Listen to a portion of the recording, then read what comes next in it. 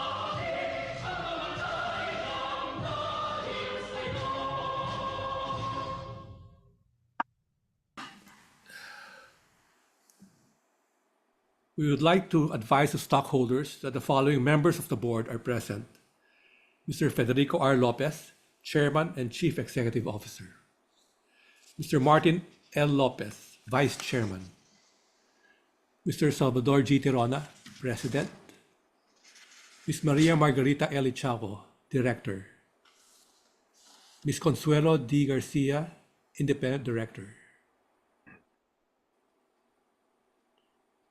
and Mr. Robert V. Pandillo, Independent Director. Mr. Cesar E. A. Verata, Board Advisor, as well as our senior management and representatives from our external auditors, CCIP Gores Velayo and Company, are also present in this meeting. Ladies and gentlemen, the Chairman of the Board of Lopez Holdings Corporation, Mr. Federico R. Lopez. Good morning. The annual stockholders meeting will please come to order. We're holding this meeting virtually, and we thank everyone who registered, sent proxies, or are now present at this meeting. Mr. Secretary, were notices of the annual meeting provided to the stockholders? Mr. Chairman, I have caused notices of this annual meeting to be published in accordance with applicable regulations of the Securities Exchange Commission. In compliance with SEC's requirements, the notice and agenda of the meeting were published in the Philippine Star and the Manila Bulletin, both being newspapers of general circulation, last May 6 and 7, 2024, in both printed form and online. The meeting materials, including the notice and agenda, explanation of the agenda items, the definitive information statement, registration and validation procedures for the virtual annual stockholders meeting, and audited financial statements together with the quarterly reports were also posted in the Philippine Stock Exchange's EDGE disclosure system and in the company's website. In the event of technical difficulties, disorder, or other significant problems that may disrupt this meeting, the chairman may adjourn, recess, or expedite the meeting, or take other action that the chairman may determine. In such an instance, the participants are asked to stay connected to the meeting for at least 30 minutes. If the meeting cannot be resumed, it will be considered adjourned and will be rescheduled to a later date and will resume from where it was prior to the problem. Mr. Secretary, is there a quorum?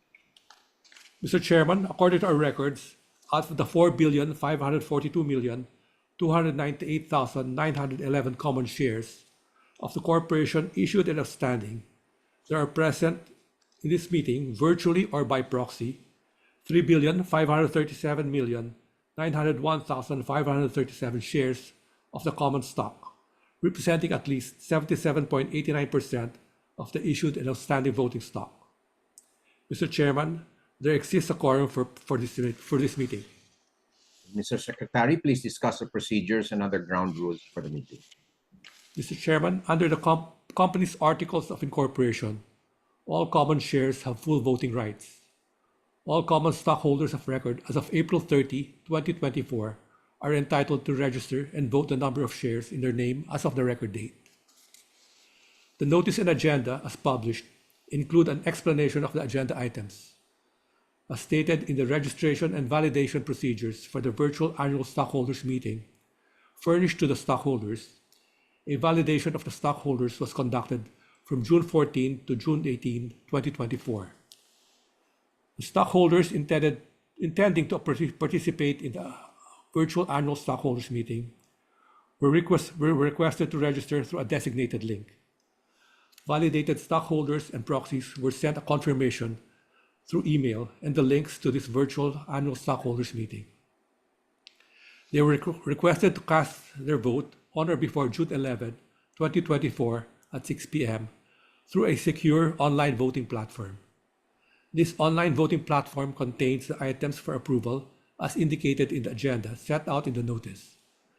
The proposed resolution for each of these will be shown in the screen later. The manner of voting shall be non-cumulative, except as to the election of directors. Each stockholder shall have one vote for each share entitled to vote and registered in his name.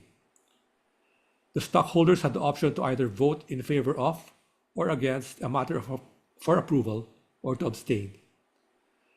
The vote of the stockholders representing at least a majority of the shares present or represented at the meeting will be sufficient to approve any of the matters for approval. In the election of directors, cumulative voting shall be allowed. The top 7 nominees with the most number of votes will be elected as directors. Votes received through the electronic voting or voting in absentia and votes cast through proxies were tabulated by the Office of the Corporate Secretary and RCBC Trust Corporation Stock Transfer Processing and validated by CC Gores Velay and Company. The results of the voting with full details of the affirmative and negative votes as well as abstentions will be reflected in the minutes of the meeting. Questions and comments were allowed to be submitted during registration and until June 11, 2024. The corporation will endeavor to respond to all questions within the time allowed. These participation and voting procedures are also contained in the information statement accessible to all stockholders through the company's website and the annual meeting portal as well as the EDGE disclosure system of the Philippine Stock Exchange. This meeting is being recorded, and except for the designated speakers and presenters, the microphone of the other attendees have been muted. Thank you. The next order of business is the approval of the minutes of the previous stockholders meeting. May I request the corporate secretary to read the proposed resolution in this regard and the voting results on this item. Mr. Chairman, an electronic copy of the draft minutes of the annual stockholders meeting held last June 8, 2023 has been made available on the company's website. Management is proposing the approval of a resolution as follows. Resolved that the stockholders of Lopez Holdings Corporation approve, as they hereby approve, the minutes of the annual stockholders meeting on June 8, 2023. Mr. Chairman, we would like to make it of record that the corporation received votes or proxies representing 3,537,866,387 shares, or 99.99% of the shares present or represented in this meeting, and which voted in favor of the approval of the minutes of the last annual stockholders meeting. 0 shares voted against and 0 shares abstained. This is noted, and the resolution stands approved.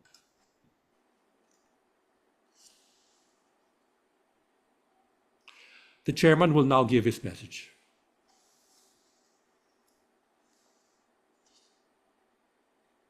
"2023 was a harsh year for our planet. It was the hottest year on historical record by a substantial margin of 0.15 degrees Celsius over the previous high set in 2016. And it's most likely the hottest year in the last 100,000 years. It's no exaggeration that every person from every corner of the world has experienced this past year the unprecedented fury unleashed by all the extreme weather events that have been increasing and occurring more frequently, supercharged by climate change. Scorching and prolonged heat waves were felt across the continent, setting new temperature records in Southern Europe, North Africa, and the Middle East, and in countries like the US and China.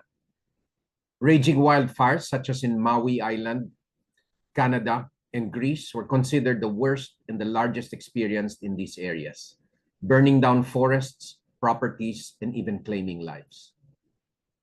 Powerful hurricanes, cyclones, and typhoons swept across the various regions, causing devastating floods like Cyclone Freddy, which was one of the longest-lasting cyclones that lasted for 34 days.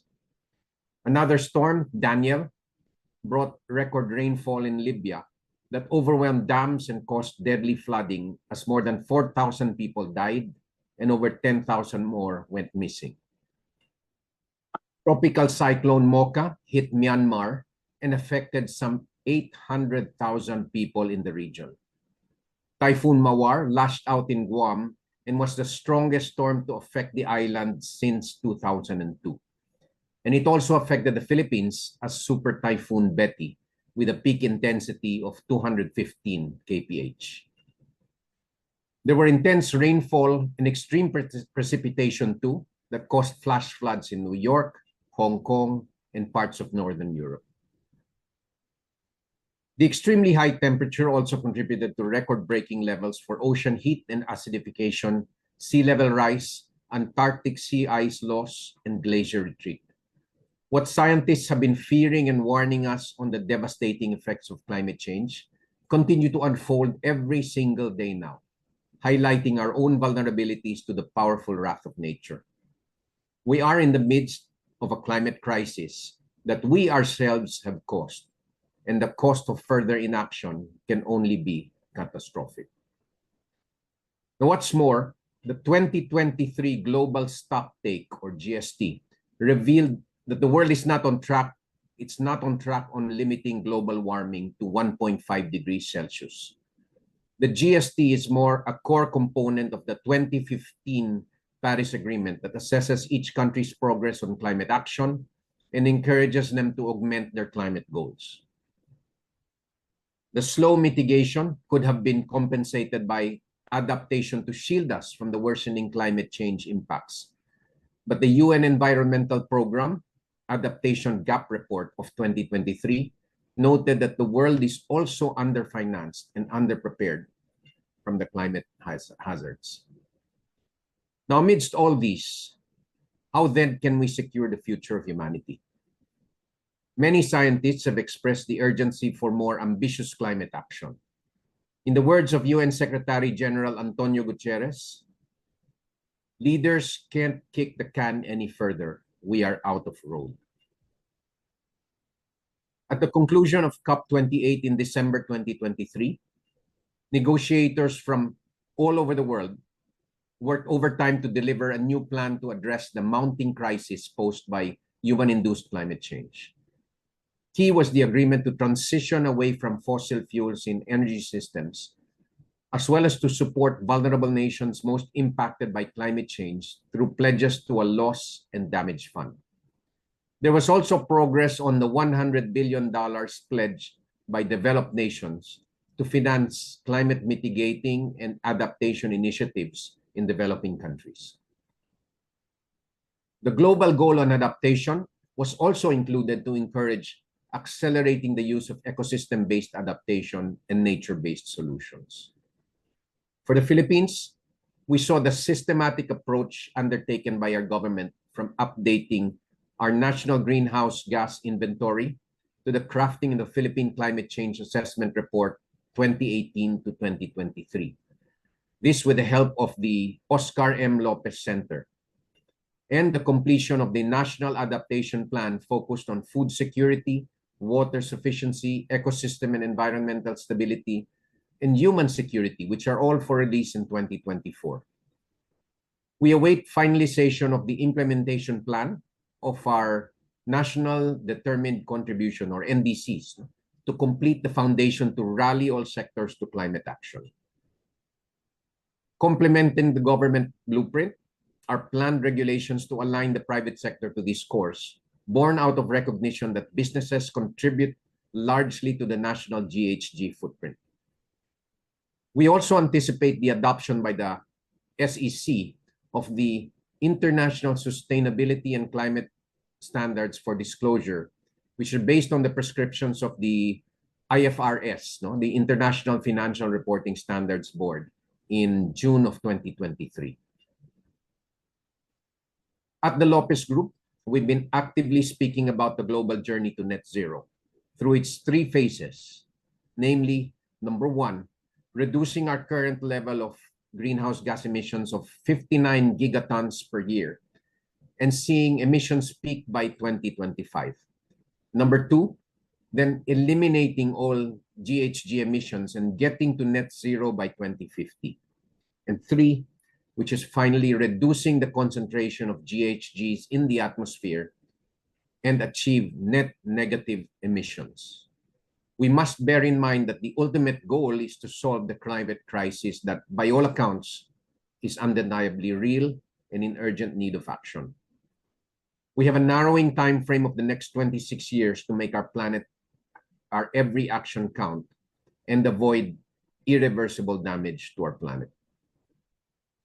Foremost is the need to decarbonize and scale up the greening of our electricity grid. This entails not only changing the electricity system, but building a new global energy system with components that we have never built before and at a massive scale. We believe this to be the greatest energy transition in the history of mankind. Our diverse portfolio of clean and renewable energy sources under the FPH Group allows us the best opportunity to shepherd our country's energy transition to net zero. Aligned with the Philippine Energy Plan, we've set our target to grow our low-carbon energy portfolio to 13,000 megawatts by 2030, of which 9,000 will be from renewable energy. We've lined up our expansion and growth projects utilizing our various fuels of geothermal and hydro, and we are eyeing to expand our solar and wind power facilities through several service contracts in various sites all over the country that will be explored in the next few years. Still, we recognize the importance to keep the lights on during this energy transition, more so with the imminent depletion of our Malampaya natural gas reserves. In 2023, we completed our LNG terminal facility situated at the first-gen clean energy complex and ushered our floating storage and regasification vessel, the BW Batangas, into Batangas Bay. We've begun importing LNG for testing and commissioning, and the LNG facility is ready to make up for any shortfall in Malampaya production and to continue to power our natural gas plants. This early, though, we are looking at new technologies and alternative fuels to repower our natural gas plants, consistent with our own commitment to net zero by 2050. At Energy Development Corp, we've embarked on a massive multi-year well drilling operation to expand output for our various geothermal power plants to ensure a more steady and reliable supply from one of the few renewable energy sources capable of delivering power on a 24/7 basis. In May 2023, we won the bid for the 165 megawatt Kaseknan hydro facility that in combination with our Pantabangan Masiway plants and our planned Project Aya pump storage facility, gives us control over such a unique hydro asset complex. With the turnover of Kaseknan in February 2024, we're now working to realize synergies in our hydro operations to supply the country's growing demand for clean energy. Now, as we clean up our energy grid, we're also working to scaling up energy efficiency as the first fuel and encourage its use everywhere. Today, these efforts are still sparse and fragmented, but have great potential to reduce carbon emissions and bring real cost savings and enhance the bottom lines of our customers. At Lopez Holdings, we want to secure the transition to decarbonization. This means being true to our advocacy of climate action by employing methods big and small to reduce the carbon footprint of the group, whether it be in power generation, manufacturing, and energy solutions, industrial, commercial, and residential real estate, construction and energy services, health and education services, news and entertainment, or like the parent, operating in a simple office setting. We also want to secure the transition to a digital future. This means using available technologies to improve decision-making at all levels of the organization. Digital also allows us to efficiently deliver on our commitments to customers by enhancing efficiency and availability while reducing risk. In fact, FPH and its subsidiaries are undergoing wide-scale data management improvements to support decarbonization and energy security. Meanwhile, ABS-CBN has accumulated thousands of hours of news and entertainment video and audio recordings in its digital library, making them accessible on a wide variety of advertising and subscription-based platforms. As the needs of the sectors we serve evolve, digitalization capacitates our teams to respond to our customers' changing requirements while upholding our values amid a dynamic business environment.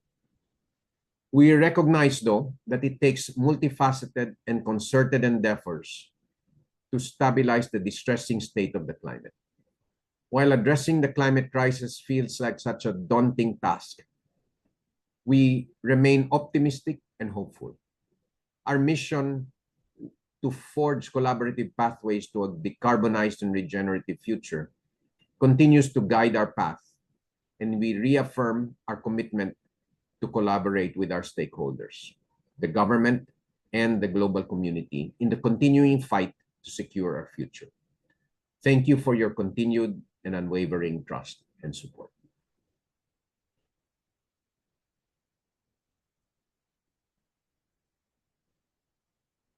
Our President, Mr. Salvador Tirona, will now give his report. Thank you, Mr. Chairman. Fellow shareholders and kapamilya, a pleasant and safe morning to all. For the year 2023, Lopez Holdings reported 2.85 billion pesos in net income attributable to equity holders of the parent.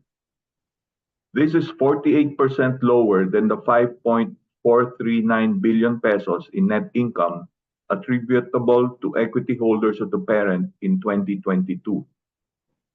This was primarily due to significant equity share in net losses of ABS-CBN through Lopez PDRs and other associates and joint ventures amounting to 5.128 billion pesos from 935 million pesos year on year.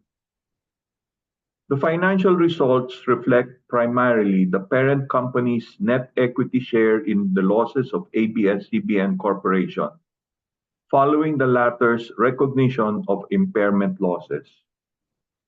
ABS-CBN provided for the impairment losses on its various assets, goodwill, program rights, and other intangible assets, totaling to 9.125 billion pesos.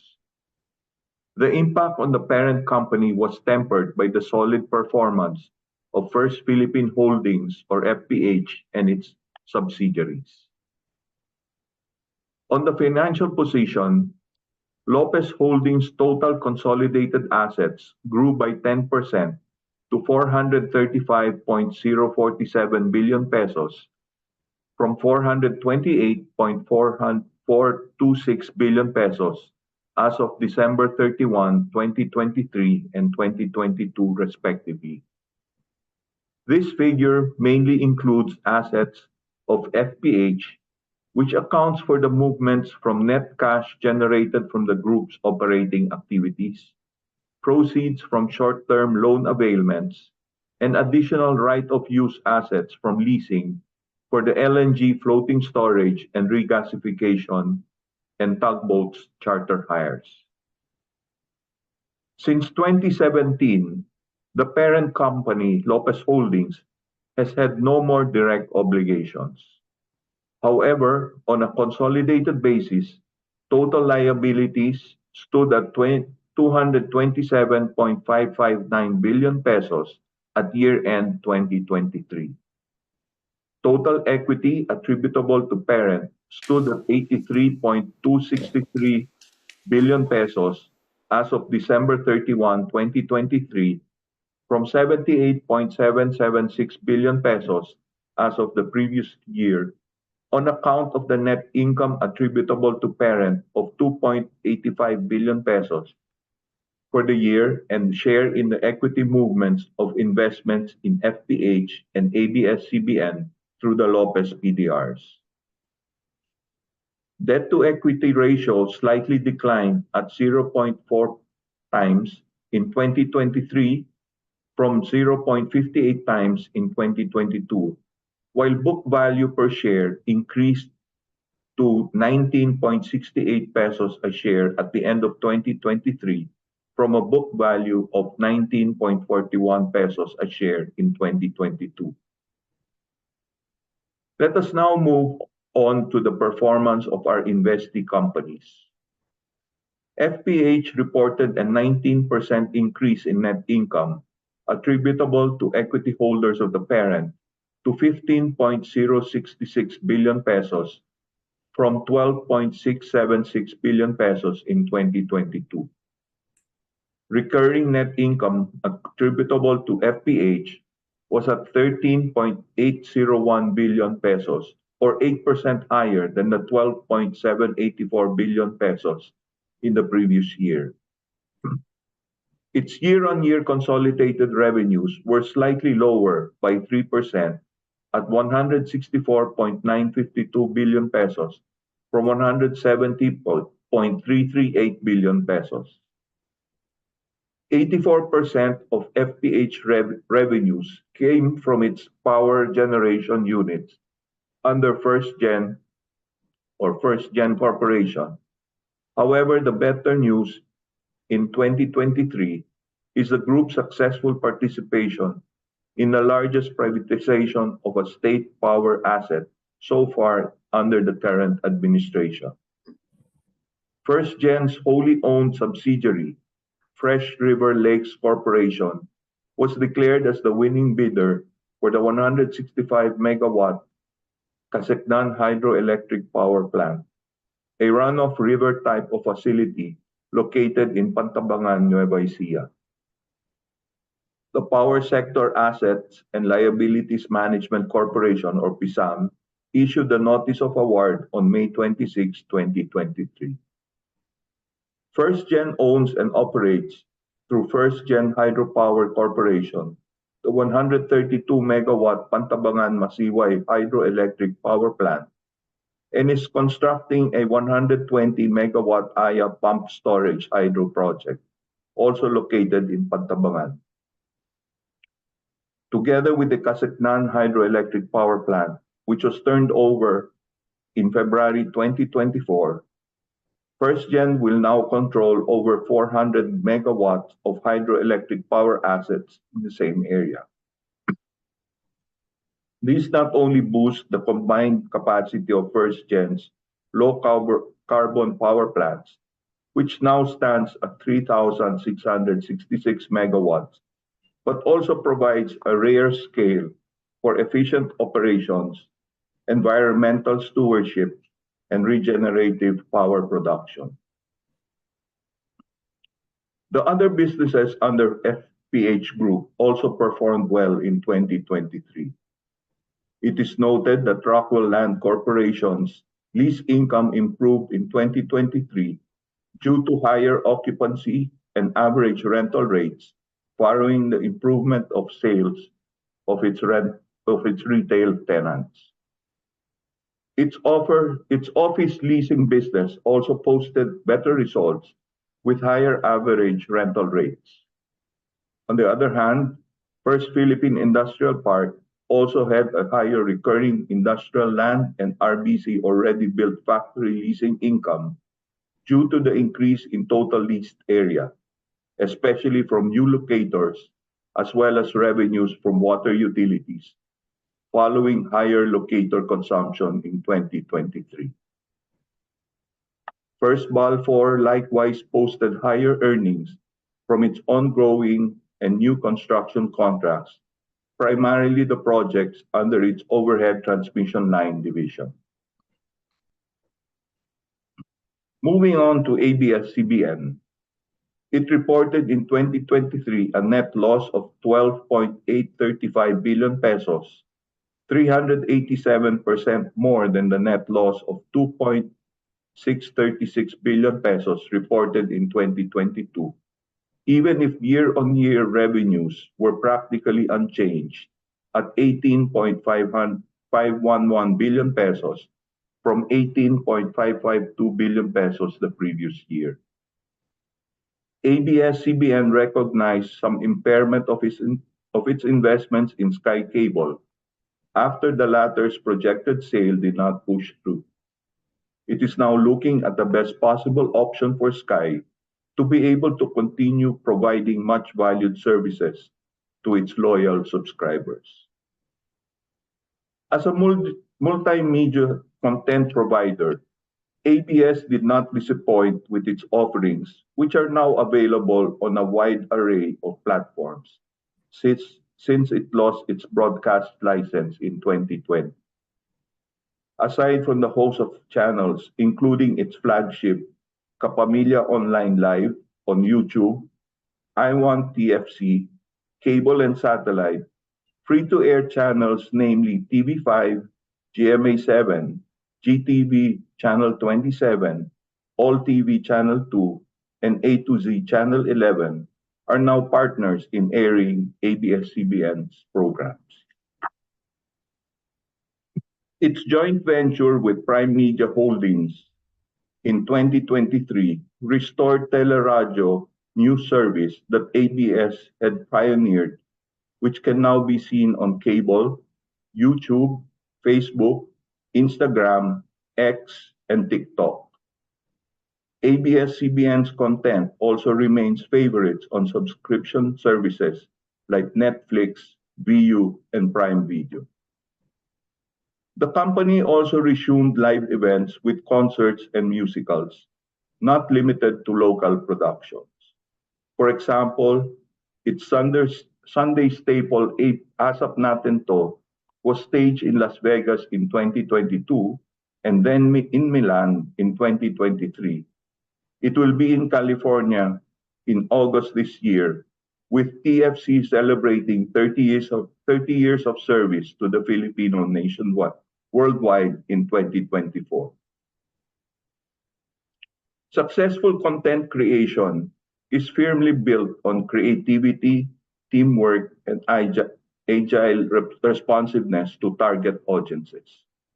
We only have to remember the phenomenal patronage received by the movie Rewind, both at the 2023 Metro Manila Film Festival and the 2024 Manila International Film Festival in California. The movie is now the highest grossing Filipino film of all time, surpassing another Star Cinema production, Hello, Love, Goodbye, which came out in 2019. As ABS-CBN's reach grows, there is reason to be hopeful that it is much closer to a turnaround as its operating losses have trended down in the last 3 years. Transforming a broadcasting company, all 74 years of it in 2020, to a pure content creator which is the story of the last 4 years, is still an ongoing challenge. But ABS-CBN certainly has the people, the skills, and the talent, as well as the mindset to make this transformation work for all stakeholders. Let me now report on the unaudited financial results for the first quarter of 2024. Lopez Holdings' consolidated net income amounted to 7.007 billion for the period ended March 31, 2024, or 12% lower than the 7.948 billion pesos net income for the same period last year. This was primarily caused by the lower revenues and margins from business operations of the FPH Group and lower equity share in the net losses of ABS-CBN through Lopez PDRs. FPH posted a 5% decrease in net income attributable to equity holders of the parent to 4.136 billion pesos from 4.342 billion pesos in the first quarter of 2023. On the other hand, ABS-CBN reported a net loss of 994 million, which is 18% lower than the net loss of 1.218 billion for the same period in the previous year. As a result, net income attributable to equity holders of the parent amounted to 1.752 billion pesos for the first quarter of 2024. This is 5% higher than the 1.666 billion pesos in net income attributable to equity holders of the parent reported in the first quarter of 2023.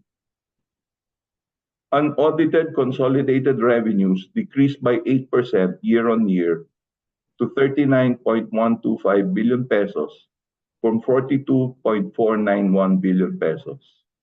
It is mainly due to the slowdown in the electricity sales of EDC, reflecting the combined lower average spot market prices and volume.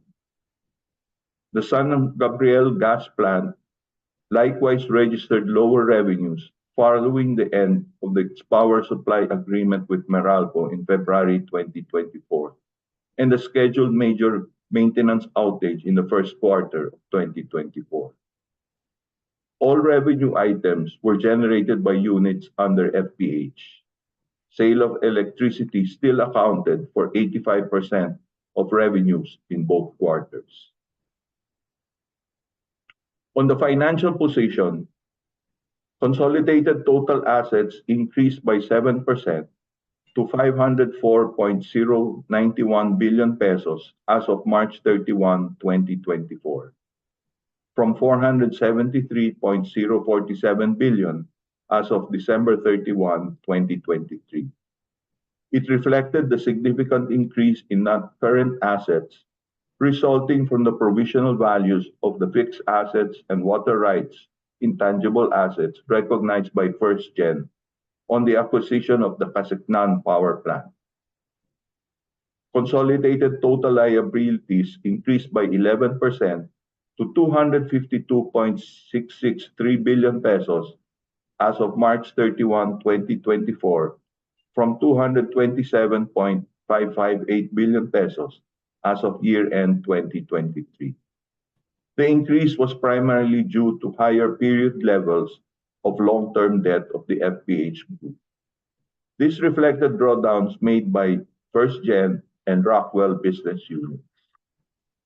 Total equity attributable to parent stood at 83.657 billion pesos as of March 31, 2024, after accounting for net income attributable to parent of 1.752 billion pesos for the period and share in the equity movements of investments in FPH and ABS-CBN through the Lopez PDRs.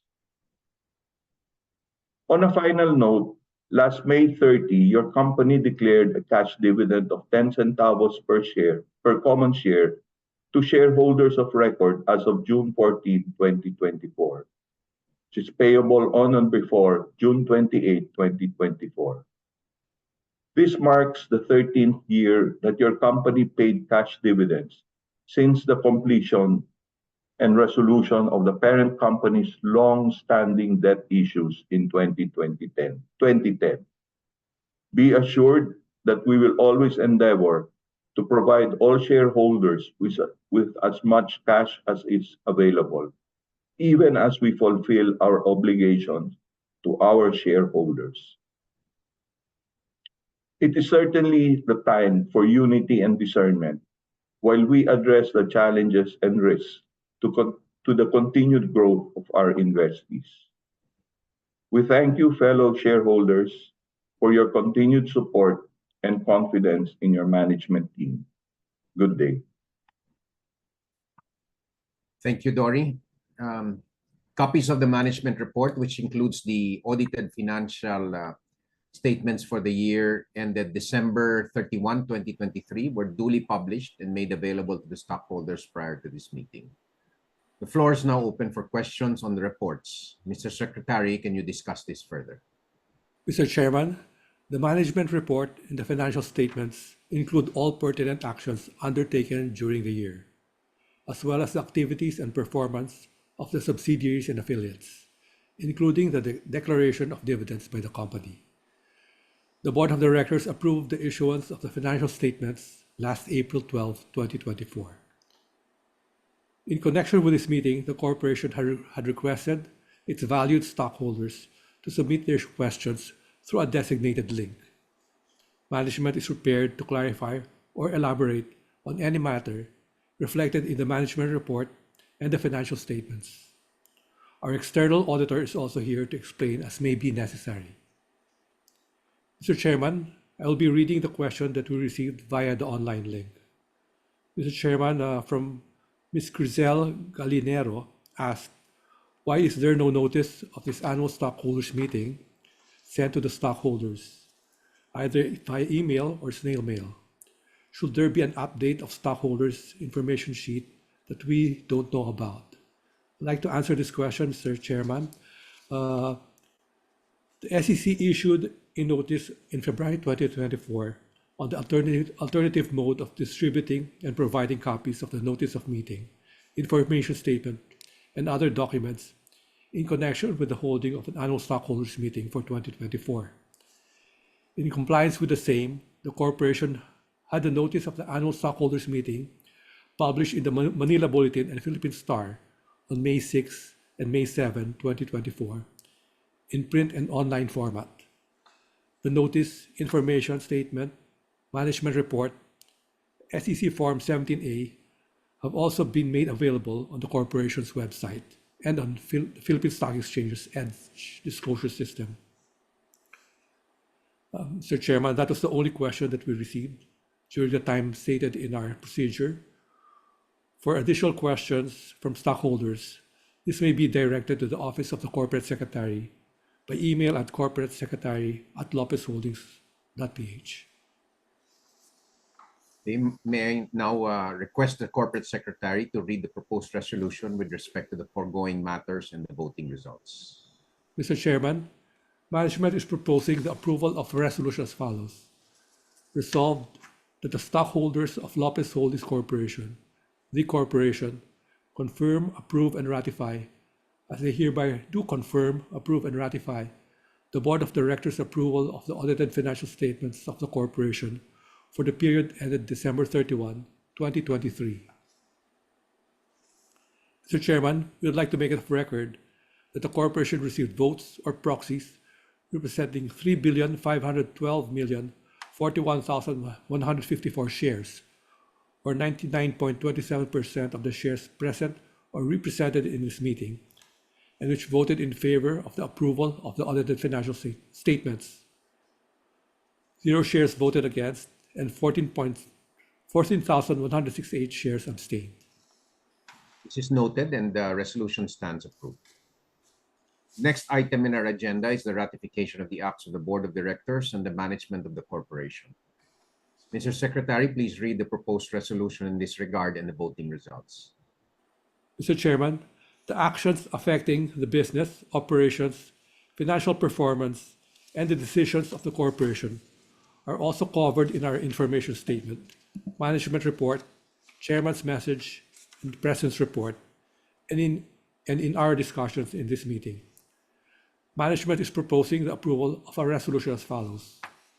Resolved that all resolutions and acts of the Board of Directors, as well as the acts and contracts entered into by management of Lopez Holdings Corporation during the calendar year ended December 31, 2023, and up to the date of this annual stockholders meeting, the chairman's message and the president's report be as they are hereby confirmed, ratified, and approved by the stockholders. Mr. Chairman, we would like to make it a record that the corporation received votes or proxies representing 3,537,852,219 shares, or 99.99% of the shares present or represented in this meeting, and which voted in favor of the confirmation, ratification, and approval of the acts of the Board of Directors and of the management during the calendar year ended December 31, 2023, and up to the date of this meeting, as well as the chairman's message, the president's report rendered today. 0 shares voted against and 14,168 shares abstained. It is noted, and the resolution stands approved. The next item in the agenda is the election of directors of the corporation for the ensuing year. There are 7 seats in the board to be filled. Mr. Chairman, in accordance with the bylaws and Manual of Corporate Governance, the following have been qualified and nominated as directors of the corporation for the ensuing year. Mr. Federico R. Lopez, Mr. Martin L. Lopez,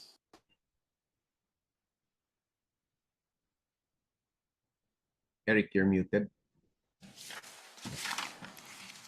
I'd like to go. Mr. Federico R. Lopez, Mr. Martin L. Lopez, Ms. Roberta L. Feliciano, Mr. Salvador G. Terona, Mr. Roberto L. Padillo, Ms. Consuelo D. Garcia, and Mr. Michael Jack B. Garcia. Mr. Garcia, Mr. Padillo, and Ms. Garcia are being nominated as independent directors. The director's qualification and professional experience are all discussed in the information statement. For the election of directors, stockholders had the option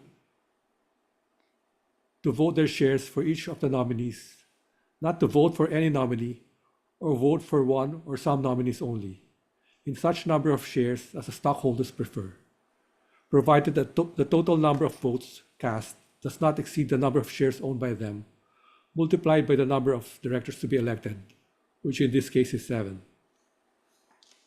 Mr. Chairman, the results of the voting based on the votes cast and received as tabulated by the Office of the Corporate Secretary and RCBC Trust Corporation Stock Processing and validated by CC Gores Velay and Company are as follows. Mr. Federico R. Lopez, 3,907,728,510 votes.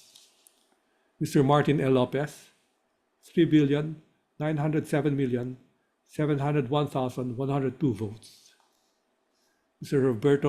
Roberta L. Feliciano, 3,907,701,104 votes. Mr.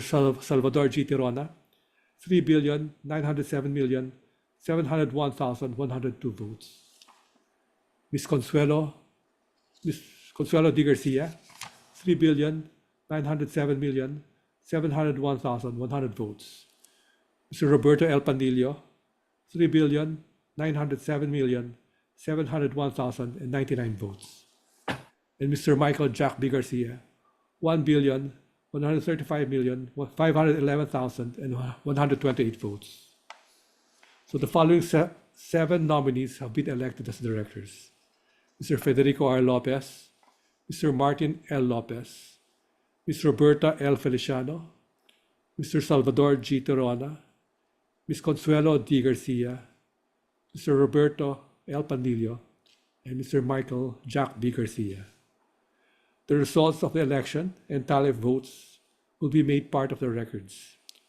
I certify that the Board of Directors so nominated have received the requisite votes for the election without prejudice to a final tabulation to be made part of the records.